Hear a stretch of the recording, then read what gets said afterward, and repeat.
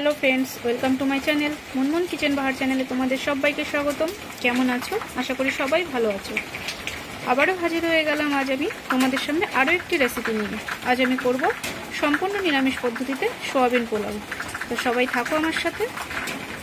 Friends, পোলাওটা রান্নার জন্য আমি নিয়ে নিয়েছি 500 গ্রাম চাল।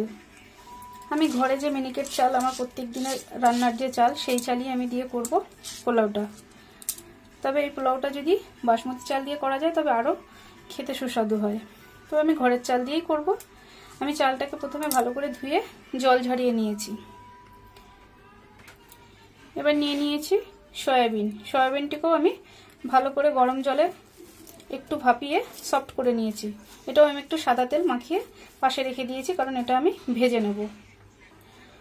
আর নিয়েছি আমি দুটো বড় সাইজের আলুটাও আমি গোল গোল করে ডুমো ডুমো করে কেটে নিয়েছি। এটাও আমি ভালো করে পরিষ্কার করে ধুয়ে রেখে দিয়েছি। এই সয়াবিন পোলাওয়ের মধ্যে কিন্তু আরও ভেজিটেবল দেওয়া যায়, কিন্তু আমি আর কিছু দেবো না, আমি শুধু আলু দিয়েই এটা করব। সয়াবিন পোলাওটা রান্নার জন্য আমি নিয়ে নিয়েছি কিছুটা গোটা জিরে, নিয়ে নিয়েছি একটু আদা কুচি,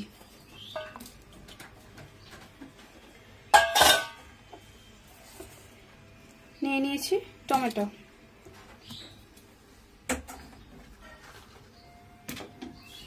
আর নিয়ে নিয়েছি কয়েকটা কাঁচা লঙ্কা। এটা আমি পেস্ট করে নেব। দেখো, সোয়াবিন পোলাওটা করার জন্য আমার সোয়াবিনটা ভেজে নিতে হবে এবং আলুটাও ভেজে নিতে হবে। তাই আমি একটা কড়াই বসিয়ে দিয়েছি। কড়াইটাও কিন্তু আমার গরম হয়ে গেছে। এখন আমি সোয়াবিনটা ভাজার জন্য আমি দিয়ে দিলাম একটু সাদা তেল। সাদা তেল দিয়ে সোয়াবিনটা ভাজলে একটু ভালো হবে। তেলটা একটু গরম করে নিয়ে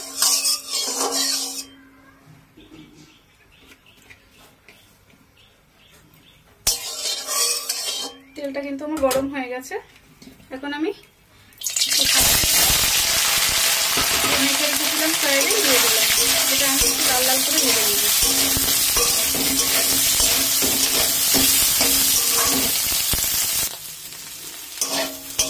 দেখো ফ্রেন্ডস, আমার কিন্তু সোয়াবিন পুরো লাল লাল করে ভাজা হয়ে গেছে। এখন আমি সোয়াবিনটা তুলে নেব।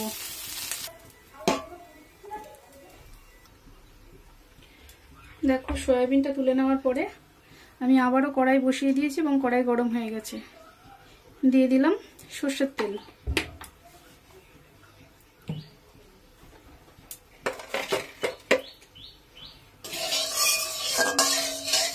তেলটা একটু গরম করে নেব।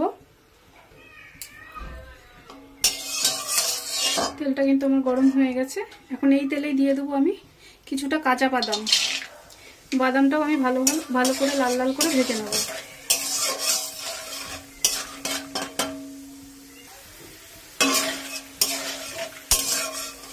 বাদামটাও কিন্তু আমার খুব সুন্দর লাল লাল করে ভাজা হয়ে গেছে। এখন আমি বাদামটা তুলে নেব। দেখো ফ্রেন্ডস, বাদামটা কিন্তু আমি তুলে নিয়েছি। এখন আমি আলুটা ভাজার জন্য ওই তেলের মধ্যে দিয়ে দেব।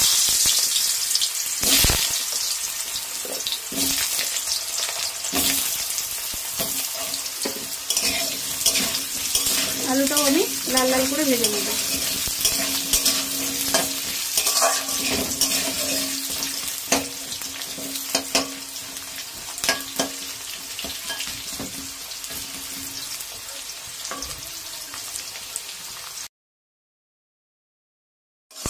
দেখো, আমার আলুটা কিন্তু খুব সুন্দর লাল লাল করে ভাজা হয়ে গেছে। এখন আমি আলুটা তুলে নেব।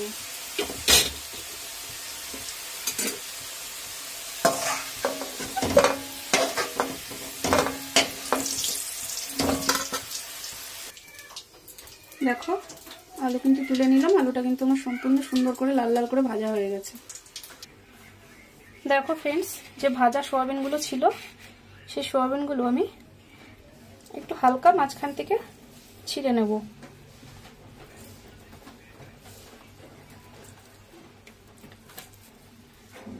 যেগুলো ছোট সেগুলো ছিঁড়বো না, যেগুলো একটু বড় বড় সেগুলো আমি একটু ছিঁড়ে নেব।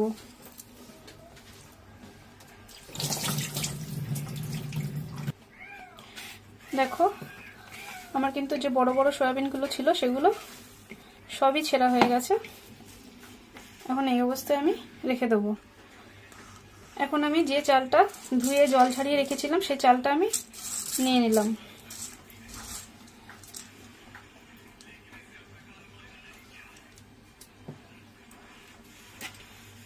এই চালের মধ্যেই আমি সয়াবিনগুলো সব দিয়ে দিলাম।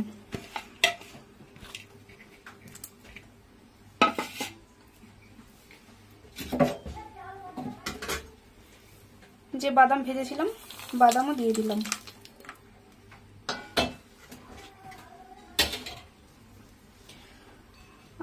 আলুগুলোকে ভেজেছিলাম সেগুলো আমি অ্যাড করলাম।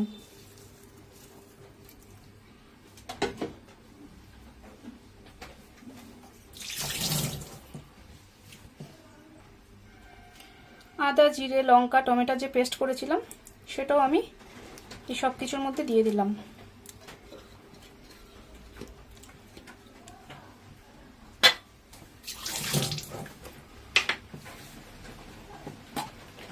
এবার দিয়ে দেবো আমি পরিমাণ মতো তেল।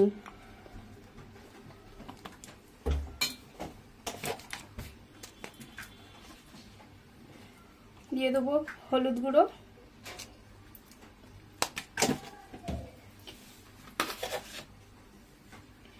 দিয়ে দেবো স্বাদ মতো নুন।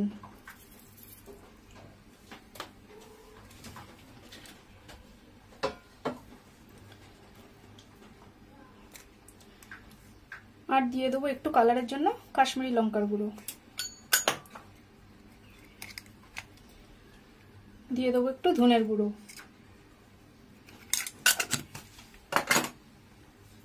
এখন এই সব উপকরণগুলো আমি ভালো করে মাখিয়ে নেব।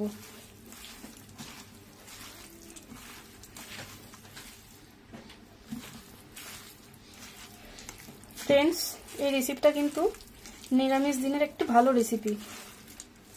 এটা সম্পূর্ণ নিরামিষভাবে হচ্ছে। এটাকে খুব সুন্দর করে আমি ম্যারিনেট করে নেব।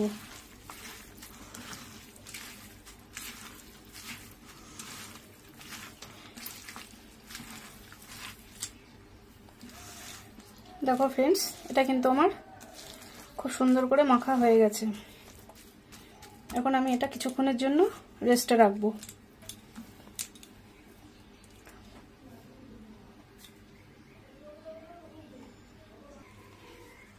ফ্রেন্ডস, পোলাওটা রান্নার জন্য আমি একটা পাত্র নিয়ে নিয়েছি।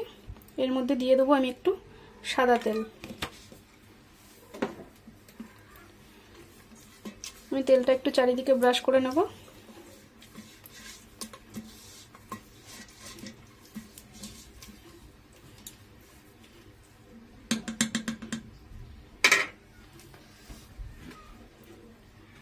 এখন আমি চাল, সয়াবিন, মশলা সবকিছু দিয়ে যে ম্যারিনেট করে রেখেছিলাম সেই সব কিছু এই পাত্রে দিয়ে দেবো।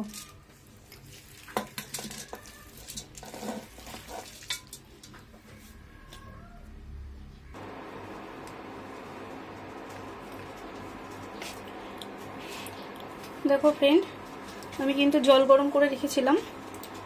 আমি এখন পরিমাণ মতো জল দিয়ে দেবো। আমি মশলাটা যে ধুয়ে রেখেছিলাম সেই জলটাও আমি দিয়ে দিলাম।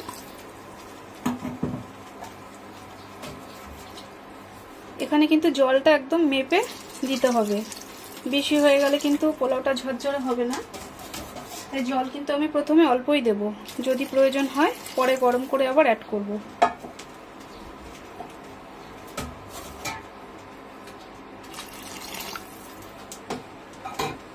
আমি কিন্তু আর জল অ্যাড করব না। আমি এটা ঢাকা দিয়ে দিলাম। এটা আমি এখন গ্যাসে বসিয়ে দেবো। ফ্রেন্ড, এটা কিন্তু আমি গ্যাসে বসিয়ে দিয়েছি। দেখো, আমি আরেকটু ঢাকনা তুলে দেখিয়ে দিই। পোলাওটা কিন্তু আমার এই অবস্থায় আছে। এখন আমি ঢাকা দিয়ে ভালো করে ফুটিয়ে নেব। থাকো সবাই আমার সাথে। ফ্রেন্ড, আমি একটু ঢাকাটা তুলে দেখাই যে পোলাওটা এখন কি অবস্থায় আছে।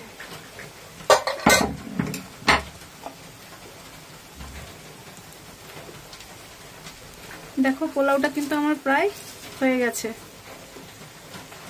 চালগুলোও কিন্তু আমার ভালো সিদ্ধ হয়ে গেছে। আমার কিন্তু আর জলের প্রয়োজন হয়নি, আমি মেপে যা জল দিয়েছিলাম তাতে কিন্তু আমার হয়ে গেছে। আমার কিন্তু জল আর নেই, পুরো জলটাই শুকিয়ে গেছে।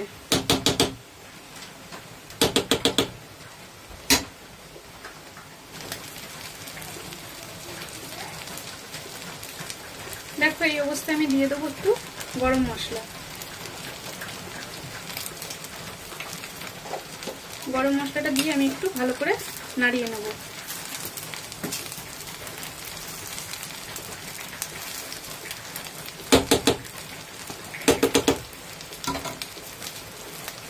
আর স্বাদের জন্য দিয়ে দেবো একটু ঘি।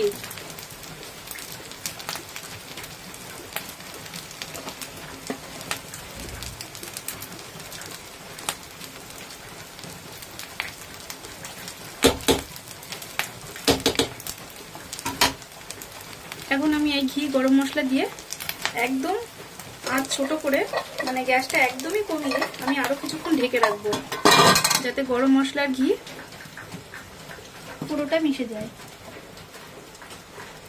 তো থাকো আমার সাথে, আমি কিন্তু ঢাকাটা এবার তুলে দেবো।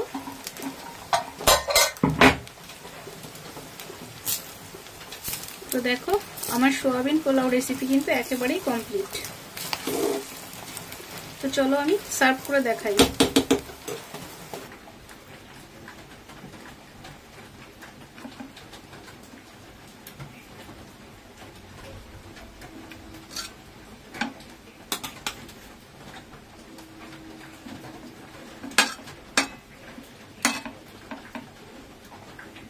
দেখো ফ্রেন্ডস, আমার কিন্তু সোয়াবিন পোলাওটা কিন্তু খুব সুন্দর ঝরঝরে হয়েছে। এটা কিন্তু খেতেও খুব সুন্দর। তোমাদের যদি আমার এই রান্নাটা ভালো লেগে থাকে তবে প্লিজ সবাই পাশে থেকো, আমার চ্যানেলটা সাবস্ক্রাইব করে দিও, লাইক কমেন্ট শেয়ার করে দিও।